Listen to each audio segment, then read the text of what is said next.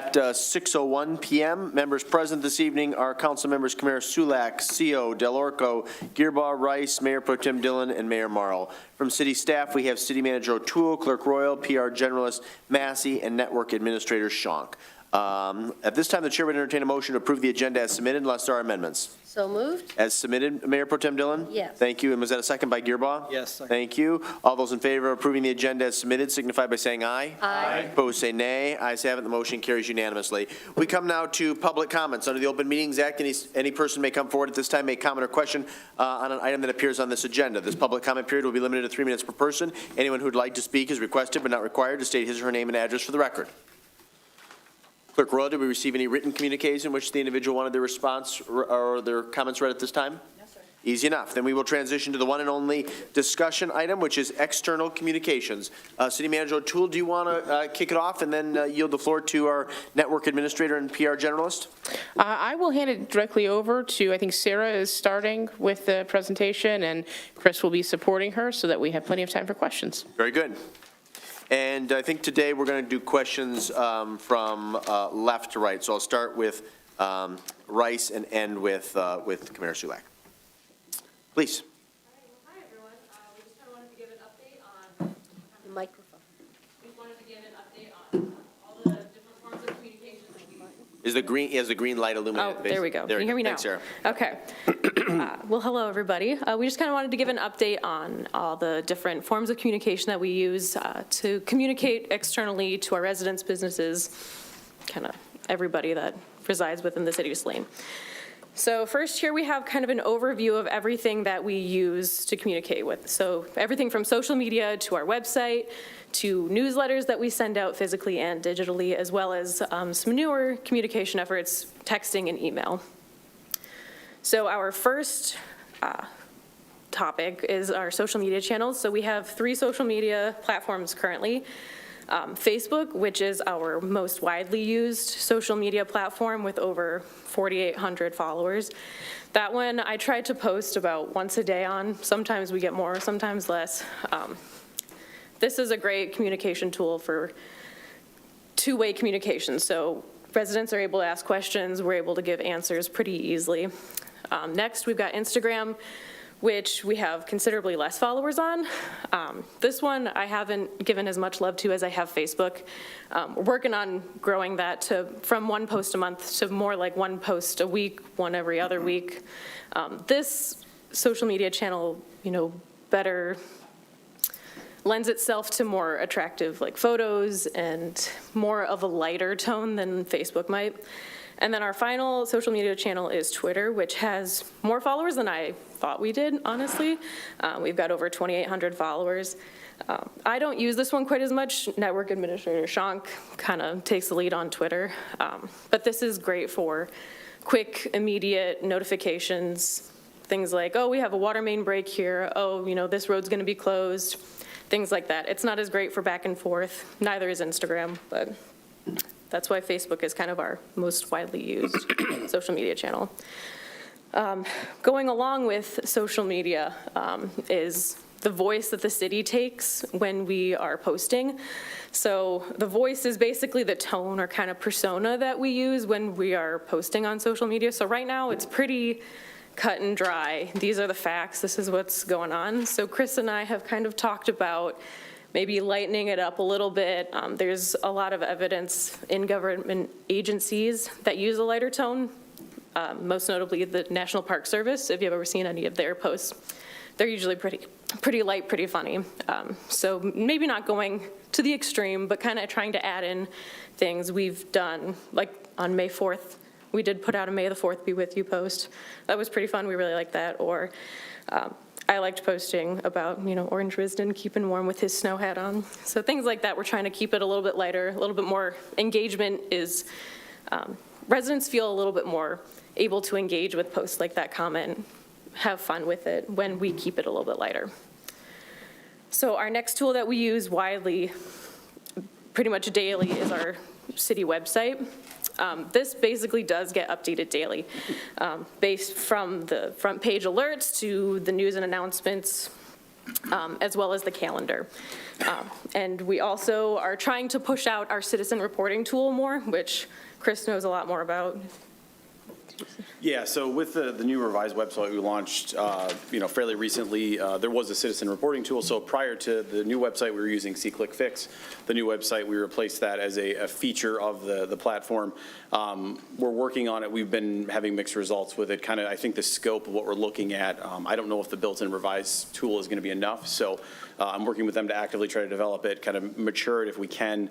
If not, I think we possibly might have to look at another platform. I'm hoping we don't have to go that direction, but it is something we're kind of actively looking at if this current system will be able to kind of do what we're looking to do. So.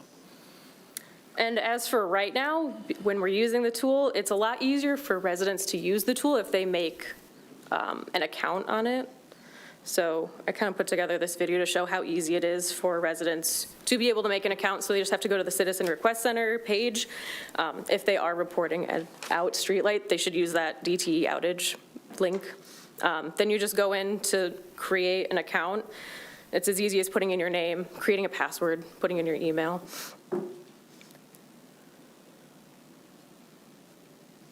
Once you create your account, you'll be taken to these screens where you can then post your issue that you found, whether it's a pothole that might need to be fixed, you had discolored water that you want to report at your home. It's pretty simple to use, this tool. Is is the video that you made, is that available online and on social I can media? make it. I just quickly made it Okay. today. Yeah, that's very good. It was just, so I can throw that up on the page as well. That's not an issue. I can do that tomorrow. So from the citizen reporting tool, going back. Kind of our last few communication strategies that we use are different newsletters. So we have the City of Saline FYI, which goes out quarterly in the water bills. These are kind of more general, not super specific time-sensitive information, but it is still a really good source of information for residents, as well as our DPW discussion, which after a little bit of a hiatus, we've brought back, and we're hoping to publish a little bit more regularly this year. But this is transitioning away. It kind of started out as a water quality newsletter, but we're transitioning now to more capital improvement projects and DPW projects specifically. From there, we've got ClearGov, which is our new capital improvement update site. We used to have pages dedicated to each capital improvement project on the website. So we've moved those over to ClearGov in addition to all the other projects that we have going on. For email communications, I have a couple of email lists that I email residents directly, which includes our FYI. There's a lot of people who don't get a physical bill or don't get a bill at all if they're in like apartments, and they've asked me to just email them the FYI. So I do have a list. I'm starting to grow that a little bit. It's still pretty small. And then I also have some HOA contacts. There's still some HOAs that I'm missing, but it's a pretty comprehensive list that we've used before for certain capital improvement projects that might target a specific area of town. And then the last one is our texting initiative, the City of Saline 411, which right now we have about 300 subscribers. We're looking to grow that. But this is really great for timely, super relevant information. We're trying to push this one, again, a little bit more. We're texting probably once a week now. We're trying to at least. Yeah, just given the nature, I think most people feel like texting is pretty personal or pretty, top-level alert stuff. So, yeah, trying not to overdo people, but if it's a timely alert, road closures, that stuff, we've been kind of prioritizing over the 411 text alerts. So. I think that might be, and then we have obviously room to grow. We are doing a lot, but there's a lot more that we could be doing to communicate better with our residents, whether that is to create some kind of citywide email list with almost like constant contact is what the rec center uses for their weekly newsletter. So whether it's going to something like that and creating a list where we can give more weekly updates to residents. We pretty much have, you can pick your favorite communication method, whether that's just going to the website for information, social media, whatever, but allowing residents, their preferred communication style. Then we can obviously use the social media channels that we don't use quite as often, Twitter and Instagram, to push different information, push more information. And then there's a lot of other social media channels that we haven't really explored. Nextdoor, Instagram Reels, videos are really kind of popping right now. They're really popular. We talked about TikTok, but we have some concerns with that one. But Instagram Reels seems like it could be a comparable platform for that. And then LinkedIn, we don't do a whole lot more than just job posting on LinkedIn, so maybe trying to use that as well as a communication tool. I believe that's it. City Manager O'Toole, anything before we begin our round of questions? No, just opening it up, I guess, for council questions. I know that there's been some questions and concerns specifically around the citizen reporting tool. So if there are educational goals or opportunities within that realm, I think what staff is hoping to get out of this conversation is clarity around whether the resources and tools we are implementing now are effective, or in what ways council would like to see them better utilized. Very good. Before I yield the floor to Councilmember Rice, just a couple of things, and thank you both, PR Generalist Massey and Network Administrator Shong. I think a big opportunity, at least from my perspective, would be to substantially increase the number of people who subscribe to the 411 text message initiative. I believe in a previous slide you indicated that we have about 300 subscribers. For a community this size, I think it should be probably 4 times that number. I'd like to see in the next couple of years us, the city of Saline, getting that in maybe like the 2,000 range. I think that is a tool that should be used once a week, specific to issues like main flushings, street closures, construction projects. But I think that's a great way in real time to get information in the hands of our constituents, business owners, and property owners. I am not as familiar with Nextdoor. I'm not on Nextdoor, but I've had numerous people over the course of the last 2 or 3 years contact me, do screenshots of conversations that are on Nextdoor, and there have been in recent years some pretty robust conversations on municipal issues on that particular platform. So I would be interested in exploring further having a city presence on platform is the right term, isn't it? Yeah. On that particular platform. So very good. I appreciate the information today. And if you have thoughts on how we can beef up the number of subscribers to the 411 text message initiative, I'm all ears. With that, I will turn it over to Councilmember Rice if you want to take about 5 minutes. My favorite topic. So I'll keep it to 5 minutes, I promise. Firstly, Gov Delivery is a service offered through Granicus, and I know that we have an account because we have ClearGov, we have ethics. Does the same thing that Constant Contact does. It's what we use at NOAA, in the government. So maybe look into that, might be cheaper that way. Just dawned on me that I signed up for paperless billing. Does that mean I'm not going to get an FYI newsletter? So I need to still check with Assistant Treasurer Weberline. I do believe you get a PDF of it through when you get it. Attached to the bill. Yeah, when you get the email with your bill. Perfect. But I was going to double check with her, but if Dean says that we're good. Okay, good to know. I second the mayor's comment on Nextdoor. I've been a Nextdoor lead since we moved in here, and Nextdoor is not Facebook, which is great, and we can put a lot of really good information out there. A lot of times, people who use Nextdoor don't use Facebook, and vice versa. So I highly recommend that. As for 411 text updates, do we have the ability to pull all of the phone numbers attached to utilities billing, text everyone, and give them an opt-out so that they're automatically enrolled but can opt out?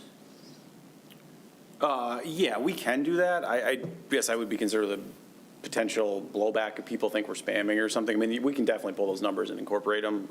It's probably worth doing one time to get it out there, but obviously as residents change or whatever, we'll have to keep it up to date more. But I think there's other ways we can promote, even in the bill itself. Hey, if you guys want to opt in, let us know. If they, we could probably set up a flow where they could do it, and then we could add them that way too. So yeah, I think it's something we can support though, for sure. Yeah, a lot of times it's easier to get people, if they have the choice to opt out, but getting them to sign up is the harder thing to do. Right, sure. So, Sure, yeah. and you're not violating any ethics or spam laws if you opt out. So that was just my one thought about 411, because I've been promoting it on my personal platform, because I think it's fantastic. And it answers that question immediately of, why didn't I know that someone was gonna be digging up the Right. sidewalk? Yeah. Well, Right. if you'd have signed up for this, this, and this, and this, you would know. Right. The how-to video, I love that. If you could put that online, that'd be great, Yep. because I always try to like text people a how-to, and I'd rather just send them a Yeah. link. That would be lovely.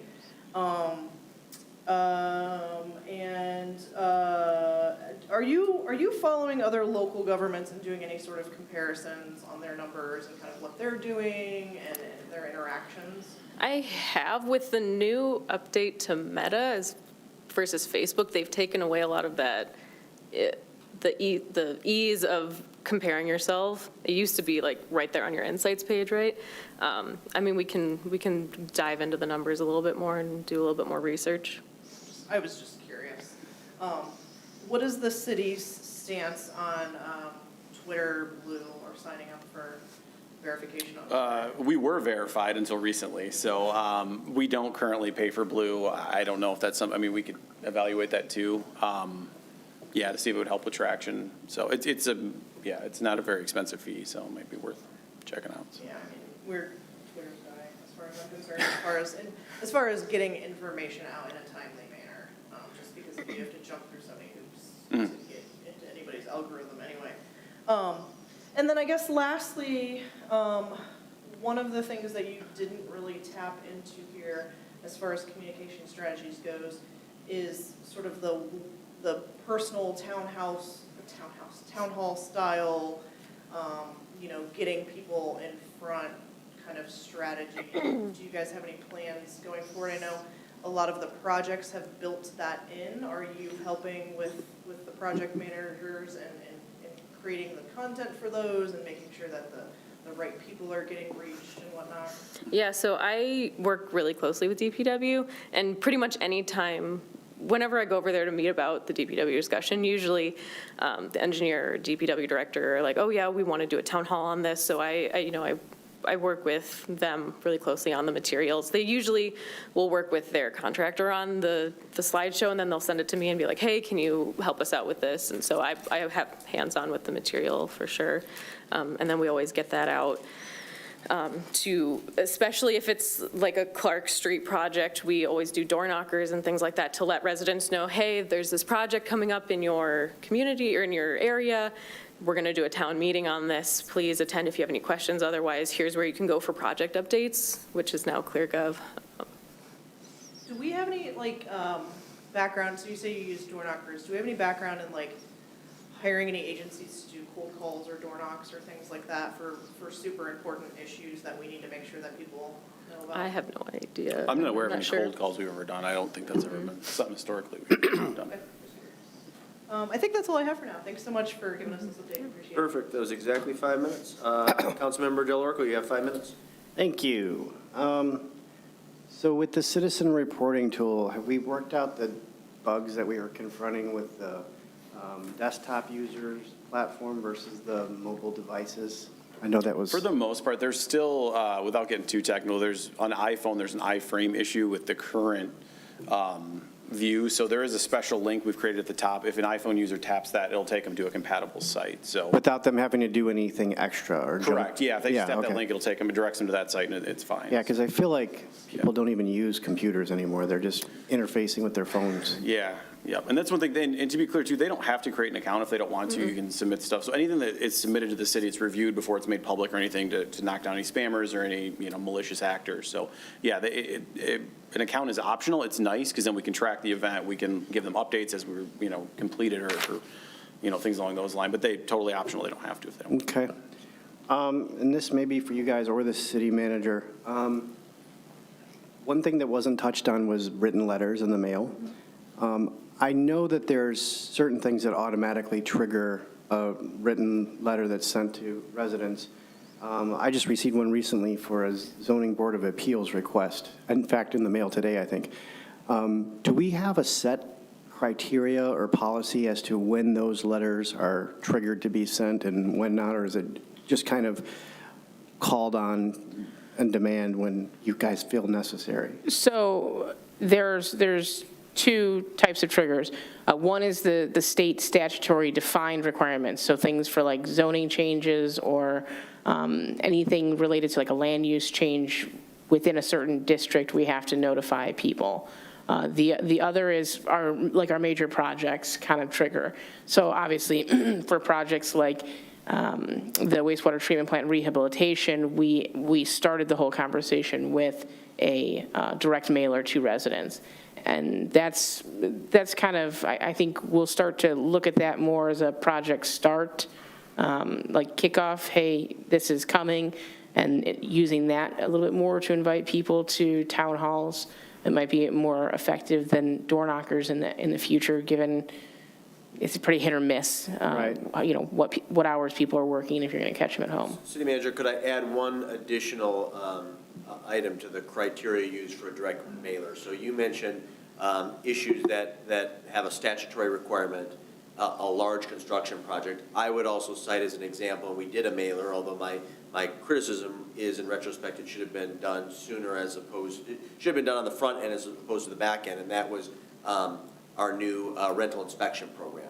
So a policy initiative that represents a pretty significant change or deviation from the standard practice here in the city of Saline.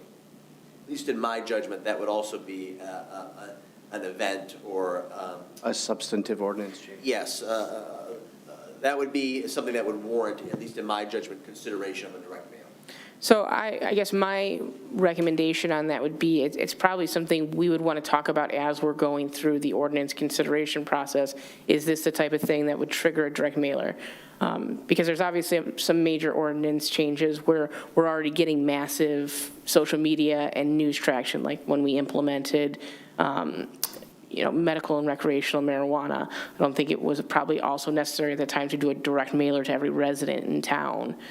But No, yeah, I understand. I'm just trying to avoid that yeah, but backlash at town halls, like with the pitchforks and the torches. yeah, I just want to set the expectation that that's something we'll need to talk about anytime there is a major ordinance change. Is this something that we believe? That would be okay. Yeah. That's fine with me. It doesn't need to be a hard written policy, Yeah. but as long as we're mindful and contemplating that as we move along. Yep. And the last issue, it would be documents on demand. What is the process for updating agendas and minutes for boards and commissions? They seem to be woefully behind. And I know there's only one Chris Schonk, and there's probably bottlenecked there, but I was hoping that we could address that somehow. Those are done by this recording secretary for the board. Like I put in the minutes for the city council, I put in for the cemetery board. So like planning commission would be Danica. And so each Okay. board has their own Right. recording So secretary. you take that information from each respective staff liaison to whatever board or commission, and then you upload it to the? No, I don't. Each recording secretary has their own. They have access? Have. Okay. So if they are out of date, we need to talk to the staff liaison to whatever board The recording is secretary deficient? does. Okay. All right, that's all I have. Thank you. Very good. Actually, on the issue of board and commissions and making sure that we're interfacing and communicating with the public to a level that is beyond satisfactory in my judgment, I would encourage each one of you in the course of the next couple of weeks to take a look at the individual board and commission pages on our city website. A lot of the data on there is stale, to be quite frank. And I looked up something recently per a question I received from Councilmember Gearbaugh and Parks Commission. Many of the current members are not listed, or members, there's individuals listed who are no longer on the board or commission. So as the liaison to various boards and commissions, I'd encourage you to take a look at the individual websites and communicate any changes through the appropriate staff persons to Mr. Schonk or to PR Generalist Massey. Thank you, Mr. Delorco. Councilmember Gearbaugh, you have 5 minutes. Thank you. Just to follow up on that, is there a possibility of being able to look at the pages to see when they were last updated so that some kind of audit could be done to send out a notification to, because I go through there too and I'll catch things and it's like, we know we can transfer things over that now may be out of date, but I don't know what we can do in the future to help with that. I do want to update, I am not getting the FYI letters. I used to get them, but looking at all the invoices from my 3 different accounts I have, I'm not receiving it, so Okay. it is not being sent out with the bills. I will check Or the with- invoices. Yeah, Because it usually shows up as an attachment as a Yeah. PDF. It used to, but Yeah. I was looking at I thought the communication just recently had it, but it may have been something else. You had mentioned about the HOA list. Is there a possibility of developing maybe a business list, similar type of thing, that we can reach out to notify all the larger business firms and things to know about? I know we traffic? do have quite an extensive list from different, like, the summits that we've done at events, so I can put that list together too, definitely. Just as a suggestion we were talking about. Yeah. One of the things that I noticed, I did get an update on the Clark Street Yeah. construction, but it came out with a phone number on it. Can we put City of Saline as the identifier? It says it came up as the phone number was 173-977-5600. So typically for those types of projects, the primary point of contact is going to be the field engineer, which is usually a consultant engineer. That's likely the contact information that would be on that sheet. Because, I mean, our general That's staff Larry- answering the that's phones at Larry's City Hall number. are not going to Yeah, have. that's Larry's number that shows up on there. Okay, yeah, so we'll either designate someone like the DPW director or the foreman or the consultant engineer to be the primary point of contact, who's ever closest to the project. Yeah, because that was an excellent one. It showed not only the picture, but also had the link for the website, so Right. that one looked really well. When you mentioned this, Councilmember DeLoca also already mentioned about the issue about mobile versus laptop versus that. So if you do a training video, maybe showing video for both the mobile and the laptop, because Yeah. it totally Yeah, for is a sure. different interaction. As you mentioned, TikTok, that's just not even considered. Okay, That- that's easy I mean, enough. from my perspective, that's such a hot little topic right now, it's not even worth We'll get a investigating. bad rap if we go down that road. I mean, I'm sure Sarah's not going to be dancing about the city on TikTok. Yeah. It's just a platform. Let's see, what else was I mean, for me, the only other one that I think that we try to do this, and we need to figure out how to easily share it, is when you post something on Saline Government, and I've been doing it, sharing it to Saline Post. That one seems to also, I don't know who pays attention more to Saline Government or Saline Post, but it seems like that one is one of our best tools. And I know we have to worry about interactions and things like that, but for the most part, however we can do that to not necessarily have each one of us doing it, but we usually, whoever catches it, I mean, I've been doing it, but the other part of it is, how do we properly manage spam and things that are hitting some of our, there was one like today that hit from, was the DEI shared thing, and it was somebody from England, and it looks like it's a spam type thing. So do you go in and try and monitor that, or do you basically just leave it there? Yeah, I think it depends. So all social media accounts from the city that are official have an archiver on them, so we have copies of every. So if somebody makes a comment and they delete it, we have copies of everything perpetually. So with that in mind, if there is a spam account, we can block them. It's kind of a gray area. If they're clearly spam, absolutely. We had one, I think last week, it's weird how certain posts are targeted, but there was one, it was a pretty perpetual spam, just hitting it. So we'll block those, remove those accounts. But it's kind of an ongoing battle. There's no silver bullet for it. These spammers know how to get around Facebook's algorithms and things to get those posted. But yeah, we do actively, whoever can jump on it, we try to knock them down as quickly as. I just haven't seen that, and it's like, I didn't know if we had to leave them up because of our, I don't requirements. believe so. by If they're clearly open meetings or spam, right? whatever. If it's a comment that we don't necessarily agree with, that always stays up. But yeah, if it's clearly, hey, buy a T-shirt or something, we were getting hit with those last week. Those are, yeah, we're not selling T-shirts, so. No, same thing, I know, historical site got hit with that too. Yep. And then lastly, when we mentioned, I like the idea of sending out a mailing for certain ordinance and things, but Colleen, I think one of the things that we need to look at is to make sure, how can that be applied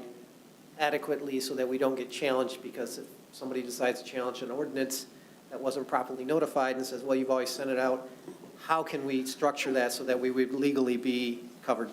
Well, that's why I wouldn't say let's adopt a hard and fast rule. If it's not statutorily required, I think the 7 people sitting at this table have very good discretion as to what the residents want to hear about and would be able to say pretty cohesively, yeah, this is one of those items where we need a wider net cast.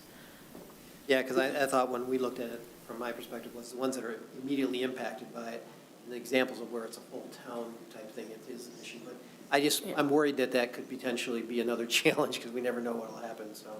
Yeah, I mean, as long as it's the type of thing that's discretionary and again, not statutorily required, or we're not adopting a policy to impose on ourselves, there's more flexibility to how it gets implemented. And then just lastly, how do you handle press releases or something out to a wider variety versus social media? We send it to the Saline Post, Sun Times, MLive, yeah. Free Press, any of those type of things? Yeah, I have a press list, I believe, that has everybody that was just listed on there, that press releases always get sent to. Do we have any feedback as to why they take our stuff or don't take our stuff, or is it? No. Okay. It'd be interesting just to understand, Yeah. because I know MLive finally has started to seem like they're paying attention to what's going on. Good job, thanks. Very good. Mayor Pro Tem Dillon, you have 5 minutes. Thank you. So just to clarify, because we've received emails recently, the Saline Post is receiving press releases, all press releases. Okay, because we got sort of a little negative comment about that recently, that they're not included. So I guess I want to first start with, how do you respond to questions that people, what are you allowed to say, and who are you speaking? Is the comments coming from you? Is it something that staff is drafting, the city manager? Like, who approves what is being said? I mean, if it's an easy question that one of us knows the answers to, we'll hop on it and we'll respond to it. If it's something that I have no knowledge of, I will definitely ask, City Manager O'Toole, ask DPW Director Searles. I will always ask a question before I give somebody wrong information. Okay, I just wanted to, we used to have a different policy that all communications had to be from the voice of the city manager. And so I wasn't sure whether or not that had changed. No, it's, yeah, like she said, it's kind of at our discretion right now and so far. Okay, that's very cool.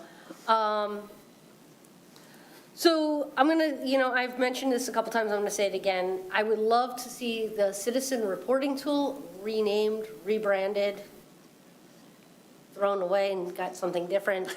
But people have no idea what citizen reporting tool means.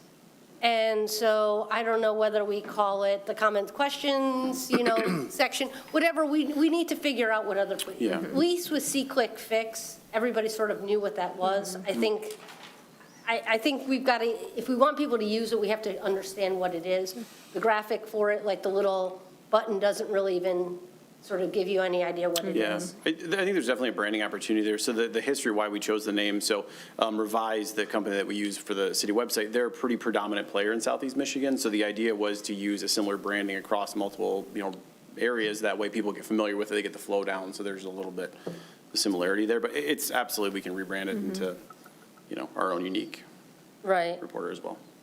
So there are, I think, a couple of other opportunities for communicating with the public that we didn't talk about. One is obviously that we record these, that they're played on Channel 18. We've got a very active, highly engaged YouTube channel to the schools that I think we can probably do a better job of sort of promoting that out too. And so sort of understanding that aspect of it. And then we also have sort of the news around Saline that I think is underutilized, and I think we could definitely pivot that into being a more informational weekly news segment. So I think that would be an opportunity that we can look at. The other one that I think is really important for the city to look at is partnering with the school district. The schools send out a weekly newsletter, like a loop that we have to realize that our roads, our community is used by more than residents of the city of Saline. And, the Maple Avenue project, it amazes me how many people have no idea about it because they are not in the city of Saline and haven't heard about it. And all of a sudden there's barrels, there's signs, and they have no idea. So I think that we could definitely look at doing something with them. Press releases, I really appreciate that that's now becoming a thing. If your department can send it to us and give us a heads up, then we can do it. Because I don't know why, but now there's certain, I have to go look on the City of Saline page to see it. It doesn't automatically come up for me. So I'm more than happy to share, and we've talked about this before, between the 7 of us up here, we've got a pretty wide net to cast to get to people. So if we know it's there, I mean, I think everybody's happy to share it out. I mentioned this at one time before, and I want to just say it again for the record. When we talk about notices for doors, and I know that when they're statutorily required, I want to be very cognizant of the fact that nowadays a lot of people don't use their front door. They drive into their garage and they only open their front door when somebody rings their doorbell at some, time. So I want to be really careful about that because, I mean, there's been numerous times when you see, and it's not just our notices, there's collection events happening, things like that, where weeks later you just see this still sitting there, campaign information, you see it still sitting there weeks and weeks later. So I don't want somebody to miss a boil water advisor. So I want to be really cognizant about that. And then the other thing that I'm wondering is if at some point we look at, for us, maybe moving the discussion portion of the council meeting to the front of the meeting, and we push out all of that just for your information at the beginning, so people don't have to wait till the very end to get anything that's coming up. When we talk about announcements and things like that, maybe we start it there, and I mean, that's something obviously we can talk about. And I just want to end because right now there's a lot of confusion over the Maple Avenue project, the Maple Road, excuse me, is that sometimes I feel like we have mixed messaging. And I don't know if anybody else on this dais got a voicemail message, but I did from a community member that said, hey, I came to a meeting the other day and you said Maple Road wasn't starting until July. Now all of a sudden there's barrels, there's signs saying the road is closed. What's going on? And so obviously so many pieces can be out of our control if a construction project moves ahead faster or slower. But I think we have to be a little bit more proactive in being able to say, hey, by the way, quick, this is going to happen, and understanding it, or even just having staff, whatever it is, driving through the community or whatever, saying, hey, by the way, you know what, we didn't know that this was going to happen. Like right now, part of Bemis Road is closed, that I don't think we actually knew was going to be closed. We didn't really message about that. And so people are driving to it and then all of a sudden realize, oh, the road is closed and they're cutting through Dairy Queen to get back out to Michigan Ave. So if we can just find those things and tell people, hey, just FYI, this is happening today. And those are the great things that we could push out like immediately through that 411. And I know my time is probably close to up. The last thing that I've been asking about for years is that every time we have a city event, I feel like we should have an information booth that we set up that says, hey, come see us and learn about all the ways you can find out information about the city. And, have it where, because we tried to do that like when we were doing Nixle, because Nixle you had to sort of go through a couple different screens. But showing people how you opt in to do the 411 or whatever it is, and try to get people to sign up on the spot, whether it's giving an email address, phone number, whatever, and just sort of, if you've got a collective audience, they don't necessarily have to even be from the city at that point. Thank you. Very good. Councilmember Seal, you have 5 minutes if you'd like it. Thank you, Your Honor. I don't really have any questions. A lot of them have already been asked. I guess what I want to say is kudos to all you folks and to the clerk's office for getting information, I think, out in a more timely manner on a lot of the vehicles that are out there. I know before you used to go to the city's website and it was like, that's not changed for a year and a half now or something like that. But things now, I think, are a lot more current, and I think it encourages people to use those more when they can get on there and find what they're looking for. So thank you for making sure that those things are all up to date. And I think it's worthy of a doctoral dissertation, how we communicate in this day of this high technology. And we have so many communication avenues, and yet there's so many people who claim to be uninformed. I don't know how we overcome that. I think people get barraged and sometimes with so much information that they kind of shut down a lot of it. So keep up the good work. Thank you for doing the work that you do. Thank you, Mr. CEO. Councilmember Councilmember Kamara Sulek, if you'd like 5 minutes, they are yours now. Okay. I'd like less than 5 minutes, please. Thank you. So in going to the capital projects, the tool, and say, as Ms. Dillon mentioned about the East Belt Maple Road project, it kind of came as a surprise to me as well.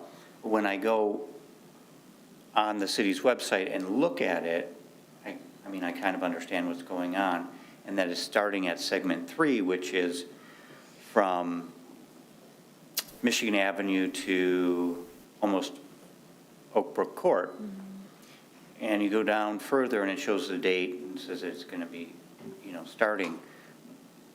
But it doesn't say when it's going to be ending or if there's going to be a single lane opening. Am I missing something? Or So- get some more detail on that? Yeah, one, before we execute a contract, we don't dictate the schedule to that exact detail because it's entirely dependent on the construction crew's availability, the availability of materials, how quickly they progress through the project. So typically, the general contractor is the one that's communicating the schedule to us, and then we would then in turn communicate it out to the community. That's really what we're trying to do with ClearGov, is update it in real time when we have that information so that that resource has the most direct information that's relevant for the time. And I know Engineer Humphreys has talked with PR Generalist Massey about setting up recurring meetings with her and with our consultant engineers to make sure that we're getting timely information for her to then post on that site. But the level of detail as to like when we're going to be down to one lane for a couple hours at a time, realistically, we get that morning of. So it has to be communicated from the general contractor to our staff to then subsequently post it. So I think the culture is improving within the organization to do that, and all of staff is really cognizant of the importance of that because an ounce of communication saves us a lot of trouble on the back end.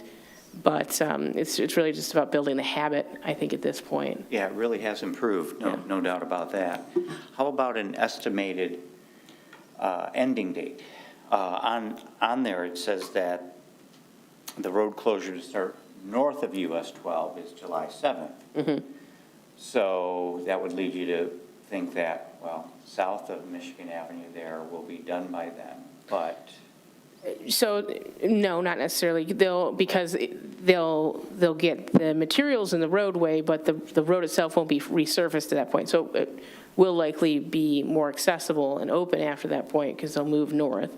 But the sequencing isn't going to be, they're going to do that half and then they're going to do the whole half. There'll still be elements of the projects that, it makes sense for material-wise to do more cohesively. So I think we can have a conversation about this with, we have our department head meeting tomorrow morning. We can have a conversation about maybe getting the construction, like a PDF copy of the construction schedule, understanding that, that is not set in stone. We'll have to put a disclaimer on it that says this is not an exact science. Things happen, things arise, projects have issues that need to be addressed from time to time. Other projects have issues and crews need to come off this to go deal with that. But generally speaking, the contractor always provides us with a rough idea of the construction sequencing. Well, an estimate or a rough idea of when it's anticipated, and even if it's a date range. Yeah, we do try to articulate the substantial completion date, which is like when you should expect everything other than like restoration or minor elements to be. So that's on the timeline that's later in ClearGov. Okay. So it was hard for me to answer all my neighbors that are like, well, we've got to do a big U-turn and go all the way around and not even know an estimate. So a little bit more detail with that would help. I think it's a good idea. And that's really all I have. And I will say this is a big improvement, and thank you for all the work you've done on it. I'm sure there's a lot more, it's going to improve a lot more, but thank you. Thank you, Councilmember Kamara-Sulak. City Manager O'Toole, when I attended the open house here in council chambers 2 weeks ago for the Clark Street project, there was a sidebar conversation with the DPW director and city engineer about the possibility of another town hall public open house for the East Belt Sewer Maple reconstruction. I guess I would encourage you to discuss that tomorrow at your department head meeting to determine whether there's consensus and desire to do that. And if so, try and get a date scheduled in the not too distant future. And then, of course, if there is consensus to do that, council, along with our other stakeholders, can do our part to promote that and get the word out so that the details of that project can be discussed thoroughly in an open and conducive environment here at City Hall. I heard three things that I wanted to follow up on, and there were numerous other items, some very good ideas that I think we can revisit in the future. Unless there's objection, I want to echo the comments made by Councilmember Gearbaugh about TikTok. I don't think that would be an appropriate venue for us to use for a variety of reasons. So again, if there's no objection, we will proceed with foregoing that opportunity for the time being. I believe it was Councilmember Rice who made the suggestion of utilizing existing numbers that we have on file specifically for utility billing and sending those individuals essentially an opt-out for the 411. Is there any objection to doing that? I think that's a good idea and would certainly help us beef up the number of subscribers we have to the 411 text message initiative. Mr. Seal. Is the 411 a reverse callback thing where we send out a message over as some kind of an auto dialer? Yeah, so I guess I should back up to kind of break it down. So right now, our main number at City Hall is 734-429-4907. So any resident can text that number at any time if they have a question. Shoot us a text, we'll respond to it. We get alerted, and then we can go out there. But in the reverse, we've been building a list to try to blast out to everybody. So it's a text message you can opt into to receive of any updates, in city-related activities. Is that what the 411 system does? Correct, yeah, it's a way, yeah, exactly. Okay. It's Our goal is just, as Mr. Shonk and Ms. Massey indicated, to send usually one message per week about particularly time-sensitive issues. Right. So construction, boil water notice, impending work that would be disruptive to our citizens or business owners. Do we have any idea how many names are on file specifically regarding utility billing? That's a good question. I mean, I would assume pretty much every utility customer would have a number on file. Whether the number's up to date and accurate, that's another conversation, but Okay. yeah, I would think everybody. pretty much. Okay. Well, Multiple counts and stuff like that. Sure, right, to break those down. Sure. But yeah, but we can work with Weberline and. Okay. Can that be a topic you address in one of your weekly around town, maybe to encourage more people to yes, enroll? yes. And maybe give everybody a heads up. Yep. We're sending a text. Wouldn't you- Hey, you're going to get a text from us. You can Make opt note out. of that. I'll try to remind myself, but we can do that this week. Yep, in the news around Saline. And then the last one is I heard broad consensus to make instructional videos helping citizens understand the reporting tool and signing up for the reporting tool, that be a priority this week. And instructional videos not only for desktops, but also laptops and then mobile devices. Okay, very good. One last opportunity for questions or comments if there are any. I believe Ms. Rice has one, and then I'll jump to Mr. Seal. I just wanted to follow up very quickly. There was a comment made, and I apologize, I'm trying to listen who made it, but one of the things that we are trying to accomplish between having a city council /city/schools little work group is to connect city PR with schools PR. They're in the process of hiring and onboarding their new PR person. And one of the goals between the superintendent and the board president and our city manager and myself as the staff liaison is to get them connected to work on things like when the Maple Road project comes out, because the schools are going to be looking at revamping drop-offs and things like that. So creating kind of that one message that this is from the city and the school and we're working on this together. So that is something that we will be tackling in the future as a little mini committee. I can't think of my other things, so I'll just skip. Very good. Thank you. Appreciate that update. Mr. Seal? You're talking about instructional videos. One of the things that I always go to for instruction when there's some thing I'm trying to figure out how to do is YouTube. Have you ever posted any kind of instructional videos on YouTube? We have, it's been a moment, but yeah, we do have an official city YouTube page, so we can update that and refresh. And a lot of the content too, we can put, if we're putting it on Facebook, we can put it on YouTube as well. So. Yeah, I was going to say, that might be a pretty good tool to use because there might be a lot of people, a lot of times I'm just paging through YouTube and I come on some things that I say, oh, I didn't realize that was there. Right. It's pretty cool. All right. Mr. Gearbaugh? Just a couple little things. We haven't, this is last week where we've seen something hit Saline Post and it just goes completely out of control, especially when our staff or city are involved in an emergency situation, like the police chase or some of those. How can we, and this may be the city manager O'Toole, how can we be proactive in trying to help cap some of that? I don't know how to address that.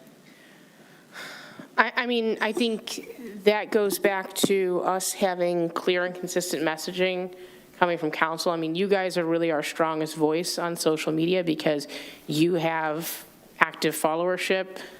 We have people that obviously follow the city of Saline, but, we're not dynamic voices. We're not real people. I mean, we are real people, but like the entity itself isn't, as Sarah mentioned, it has a factual tone to it. So I think in those situations, maybe it's an opportunity for staff to work on, hey, these are the talking points or these are the response points that we want to make. But in a lot of cases, then we also count on you to make us aware of like what misinformation is out there, because we don't have staff actively watching social media to know when misinformation arises or an issue is coming, to a head.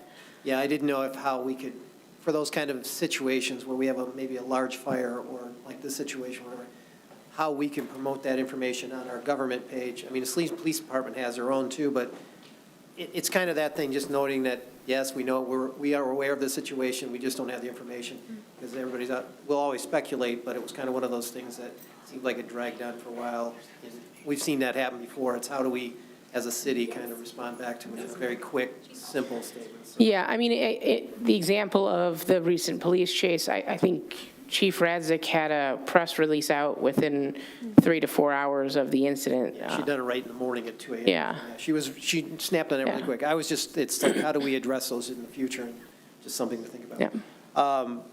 As you mentioned, the thing about, Nicole, Ms. Rice, as you mentioned the thing about school communications, yeah, I really want to make sure that we have a line of communication with them in all their plans that they're doing in terms of rebuilding campuses and all that, because there's going to be major impact on this community.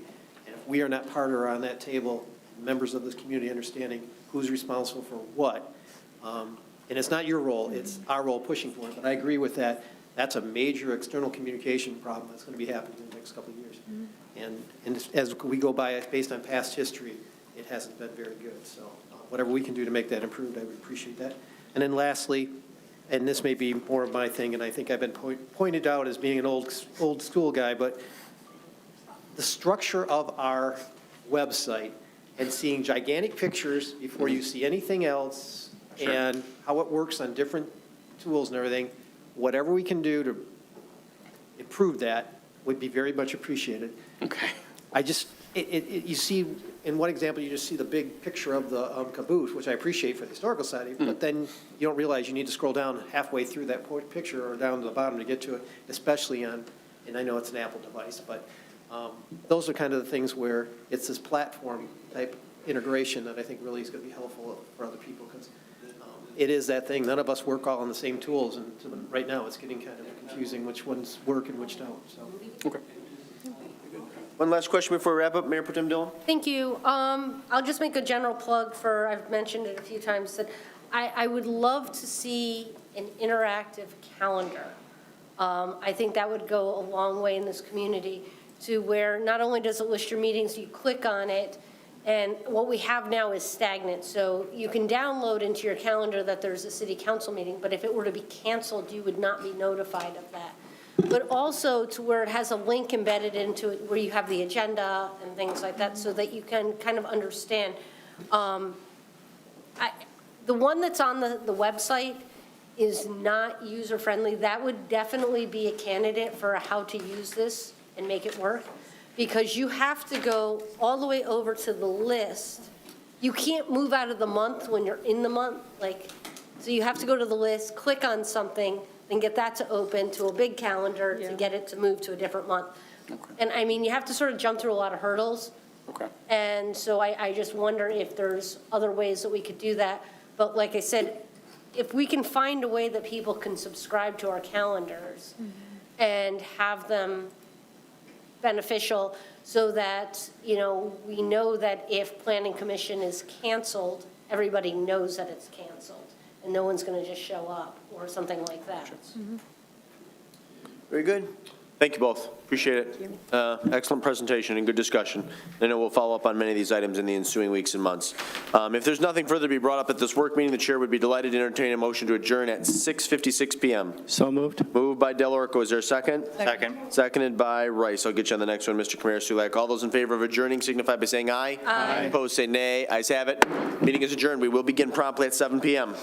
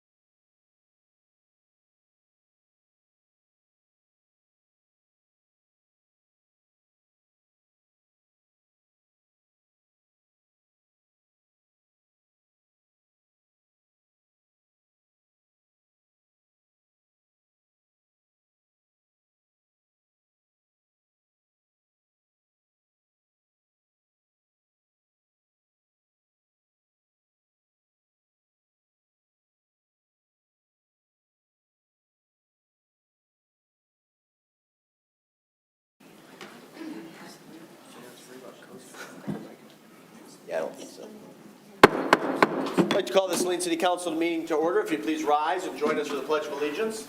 I pledge allegiance to the flag of the United States of America and to the republic for which it stands, one nation, under God, indivisible, with liberty and justice for all. Thank you very much. And for those of you in the audience, please note that there are hearing devices on the back table, along with a sign-in sheet and a copy of tonight's agenda. Members present this evening are Council Members Kamara Sulak, CO, Delorco, Gearbaugh, Rice, Mayor Pro Tem Dillon, and Mayor Marl. From city staff, we have City Manager O'Toole, Clerk Royal, Treasurer Cole, Parks and Rec Director Scruggs, and I believe that is it. Is there a motion to approve the agenda as amended, noting one addition to the consent agenda, which is item 9, 23-130? Move as amended. Moved by Gearboss, seconded by CO. All those in favor of approving as amended signify by saying aye. Aye. Opposed, say nay. Ayes have it. The motion carries unanimously. There are no absences this evening, so we'll proceed to citizen comments on agenda items under the Open Meetings Act. Any person may come forward at this time to make comment or question on an item that appears on this agenda. Comments will be limited to 3 minutes per person. Anyone who would like to speak is requested but not required to state his or her name and address for the record. Are there any citizen comments on agenda items? Good evening, everybody. You'll know who I am, but I'm Jill Durnan, and I own Hartman Insurance in downtown Saline. And I just wanted to make a comment on the Main Street contract that's coming up for a vote tonight. As a downtown business owner and a citizen of the community, I am fully aware of the budget constraints that the city is under, and I am not here to oppose the lower budget that we're proposing for Saline Main Street for this year. But I do just want to be on the record that we're hopeful that it's just a one-year reduction in investment. Part of the, I hope the future budget conversations will continue to be transparent and in a timely manner. It's a little difficult for us because our fiscal years are different, so then when we get a budget reduction halfway through, we kind of have to scramble and kind of figure out what we have to cut. But again, we're fully on board with supporting the city and your budget issues. And I just wanted to point out, we try to come to council every 3 years for funding, and we are currently in year 2 of our 3-year agreement. So we took a concession on that agreement to help everybody out. So I just wanted to let everybody know that. So thank you very much. Thank you, Joe. Appreciate your comments. Are there any additional citizen comments on agenda items this evening? Clerk Royal, did we receive any written communications in advance of tonight's meeting in which the individual wanted their comments read at this time? Easy enough. Then we'll transition to the first and only presentation, which is an update from Saline Main Street. We'll invite our Main Street Managing Director forward, and then I will provide, at the conclusion of her remarks, an opportunity for members of the City of Saline Main Street Working Group to share any comments. I'll also afford you the same right under new business item 23-128, and for the public's edification, that consisted of the Executive Director of Saline Main Street, Jill Durnan, Rebecca Schneider, Lisa Roberts, City Manager O'Toole from the city side, along with council members Gearbaugh and Rice. Okay. Mary, the floor is yours. Thank you for being here. All right, thank you. Just a brief introduction. My name is Mary Dentling, for the record. I'm the Executive Director of Saline Main Street. And yeah, this is mostly the presentation that you should have in your packet, but with a couple little changes and additions. So. When I was hired last fall, I did not have an agenda. I think it's short-sighted to come into a position such as mine with having a to-do list without doing a deep dive and figuring out what the community needs and wants. Instead, my goal was to listen, ask questions, and figure it out. Quickly, though, it became clear that my #1 priority was to improve the relationship between the Main Street organization and the city government. I think we've made some solid steps in that direction. We know that the city has been undertaking an extremely tough job in the beginning of 2023, that of balancing a budget, and Saline Main Street knows we need to do our part this year in helping you achieve that goal. And we understand that the city's investment in downtown is expected to be cut by $21,000 in the upcoming fiscal year. This did create a challenge for us because not only do we approve our budget in January, we also were under the understanding that we were under contract with the city through the upcoming fiscal year to receive the total of $56,000. Some of the cuts we need to make won't happen until later this calendar year and into 2024. That's some of the changes that we made. Even though our focus is on downtown area, I think we can all agree that having a vibrant downtown affects the entirety of our community. We have unique shops, excellent dining experiences, and quality events that both bring people into Saline and make it a place people are proud to call home. Some numbers of note. In the past 11 years, the City of Saline has invested $451,520 to our organization. We turned that into $1,589,629 spent on downtown. Additionally, your investment does not only have financial benefits, it affects the morale of the business owners and community members that take pride in the city where they live. Volunteers have contributed more than 64,564 hours since our program began, which is a value of $389. Some feedback we received from local community members, from Joanne Dents of White Pine. Saline Main Street has been a steadfast supporter of White Pine Studios from the very start, helping us to apply for grants and connecting us with small business support organizations like MEDC. The monthly BPO meetings, which are business and property owners meetings, provide opportunities to collaborate with other business owners to develop programming like Fourth Fridays and Ladies' Night Out.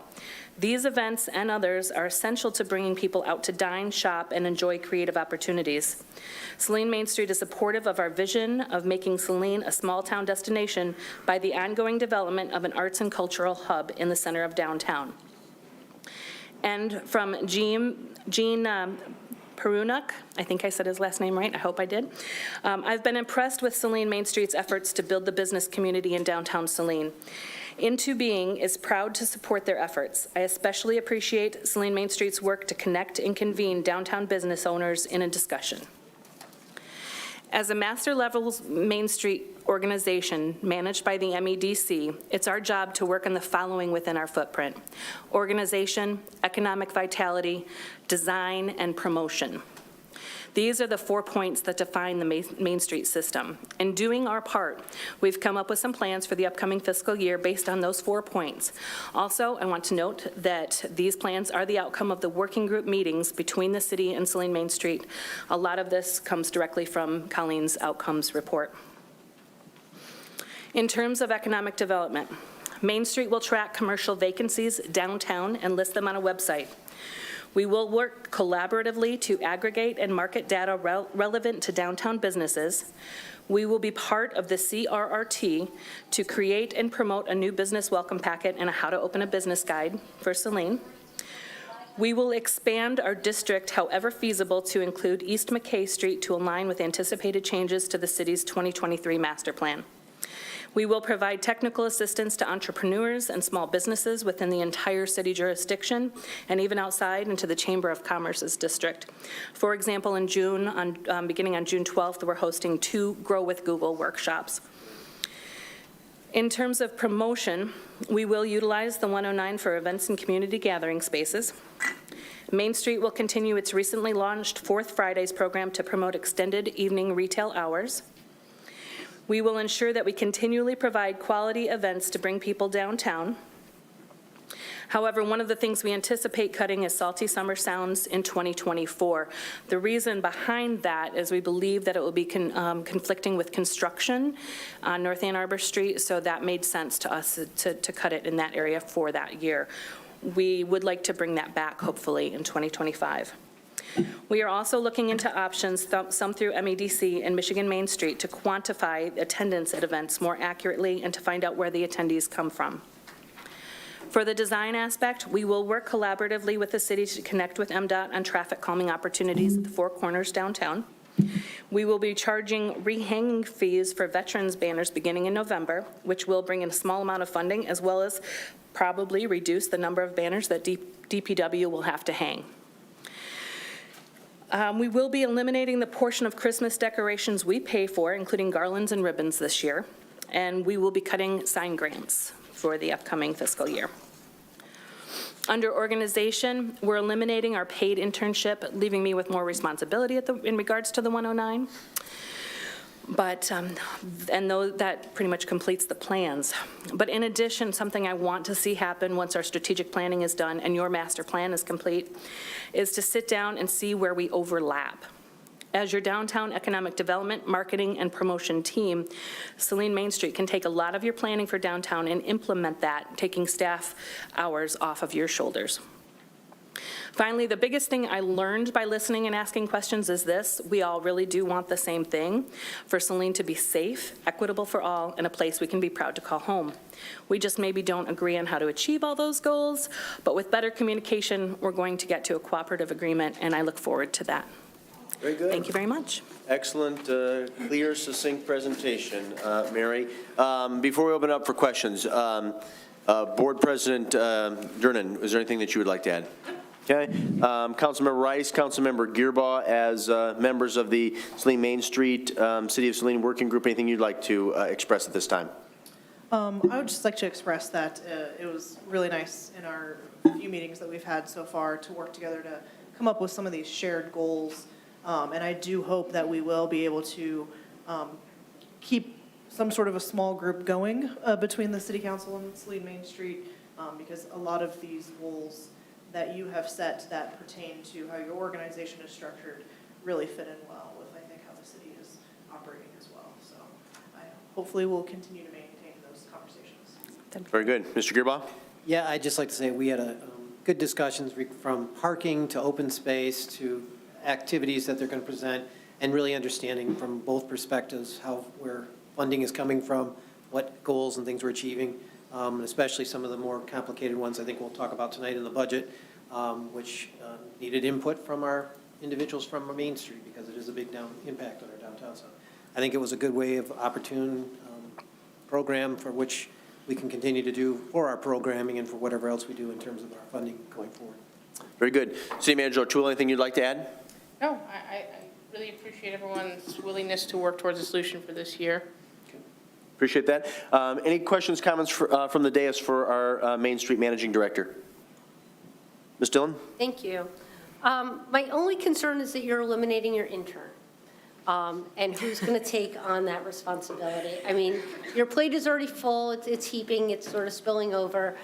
I want to make sure that we set people up for success. And so that's one of those things where I don't know if there could be an opportunity to collaborate with the schools, if you're looking for a marketing intern through one of their programs, one of the colleges, or just finding dollars to where it's a smaller time frame. I just don't want to see you miss out on something because you didn't have a body to do it. And I know it's so hard at this time. Volunteers can only go so far. And I mean, you don't want to burn them out either. So I don't know if there's a way in which we can figure out even just promoting it as if there's a volunteer in the community or whatever, so that you still have that person, that body that's going to do some of that work with you. I do want to stress that the 109 is very important to us. With the occupancy levels being so low right now, the internship seemed like a reasonable place to cut. First of all, it's a very large ticket. We worked with somebody at Eastern Michigan University in their theater department this last year, and she was incredible in helping us put together a lot of things that will move us forward, such as rental documents and things like that for private parties. So there's a lot of the system already in place, and while it is extra responsibility, I have an amazing board behind me that put in a lot of hours, and I feel certain that between them and the steering committee that we've built for the 109, if something needs to be done and I can't do it, I have people I can ask for help. So. Fantastic. Thank you.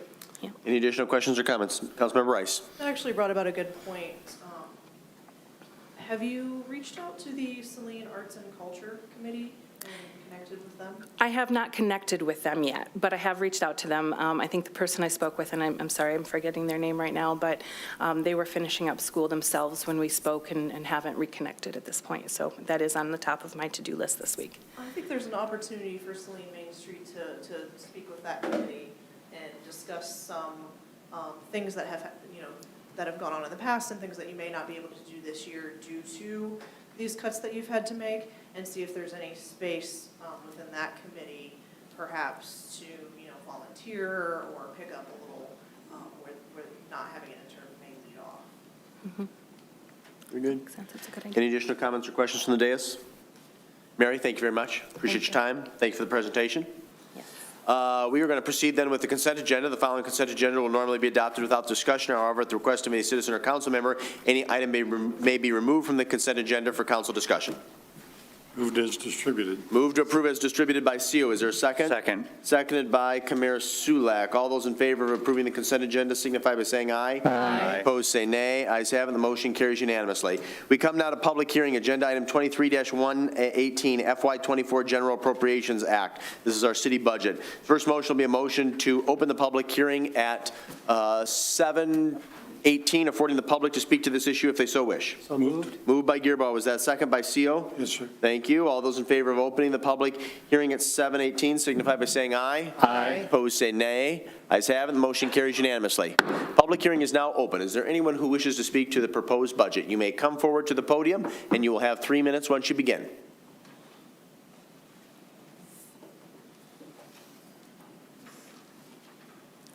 Hi, my name is Aaliyah Correo Taylor. I am 15 years old, a sophomore at Saline High School. I am biracial, black and white. I came to Saline area schools on September 19, 2019, a couple months before the pandemic. When I first started attending Saline area schools, I felt very misplaced. My hair was long and curly, my nose and my lips and everything was different from all the other girls. I came from Ann Arbor Public Schools that had very much diversity. I didn't feel a need to fit in because everybody was unique in their own ways. During my second week of attending Saline area schools, I was pushed into a locker by a group of white girls while they laughed at me. The very next day, I reported it to the school, and the bullying became much worse. Now I was not only the mixed girl, but I was a snitch. Months went by, and I finally found a group that I felt accepted into. Then the COVID worldwide pandemic started, and I went into a deep depression, and I completely lost all contact with friends at Saline.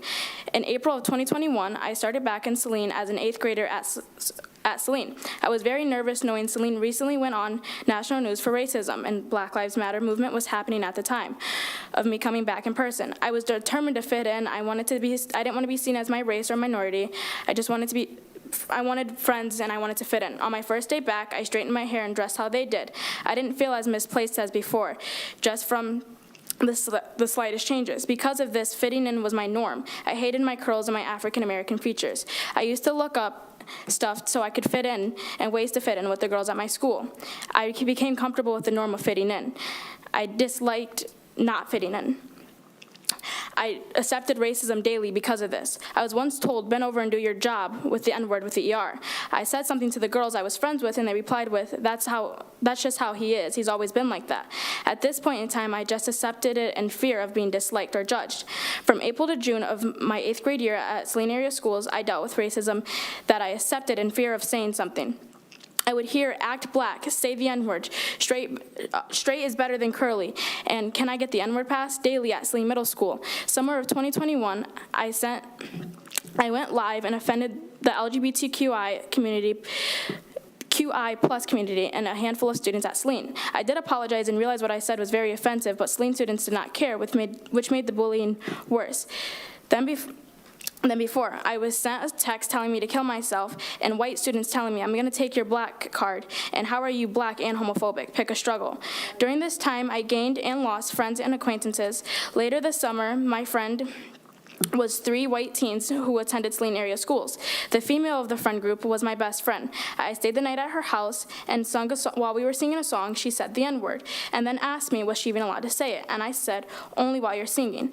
While singing the song, she then stated the N-word twice and then said the N-word and then repeatedly said it. And I sat there awkwardly laughing because I didn't know what would happen if I confronted her. Male number 1 in the group said, do you want me to stop?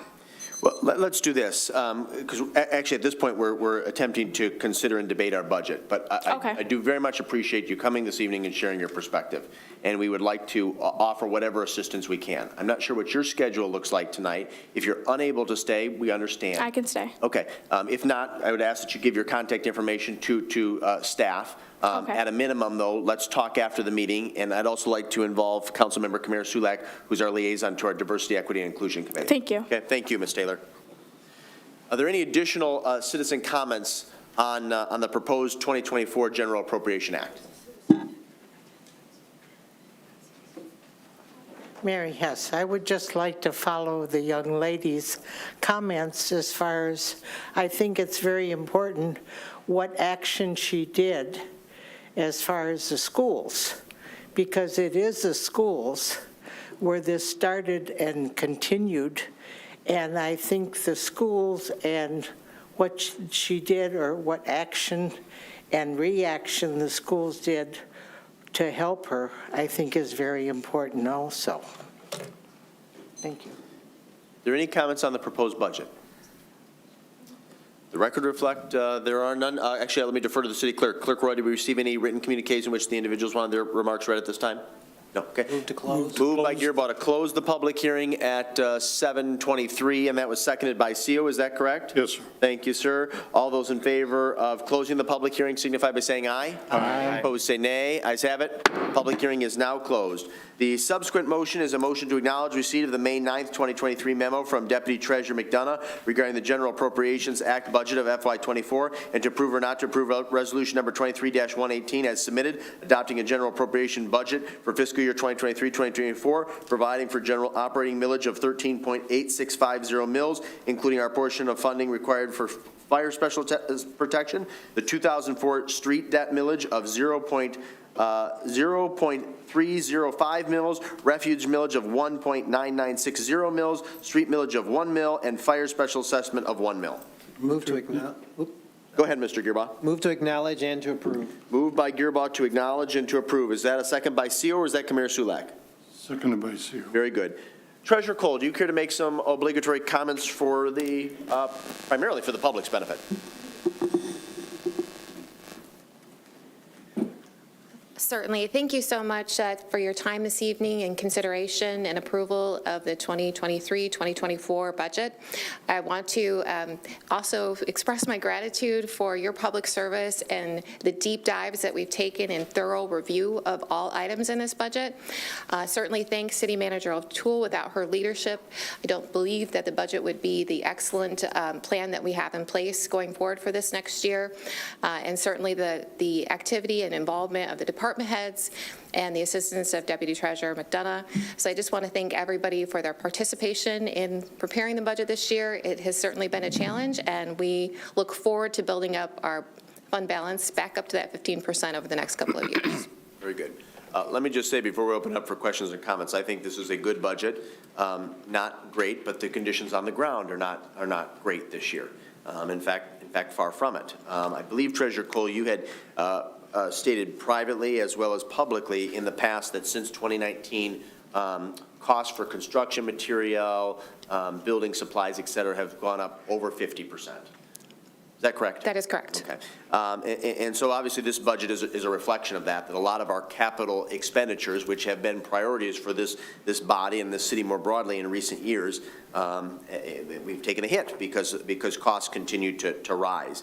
I would state for the record, for both the public's benefit and for my colleagues, that this budget is balanced on some assumptions that will need to be acted upon later this year. And there might need to be some additional changes and modifications made.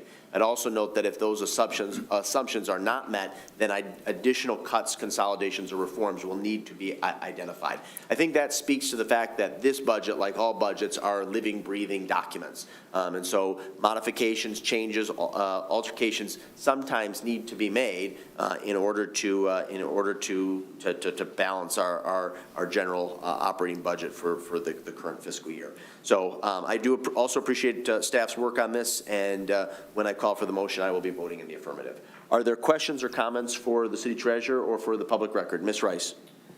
I would also like to state just for the public that I am appreciative of all of the efforts that the city staff have made to finding funding elsewhere, to connecting with our representatives, both in the state and at the federal level, finding grant money, really working hard to get some of these projects that we've had on our list for so long completed using some external funding.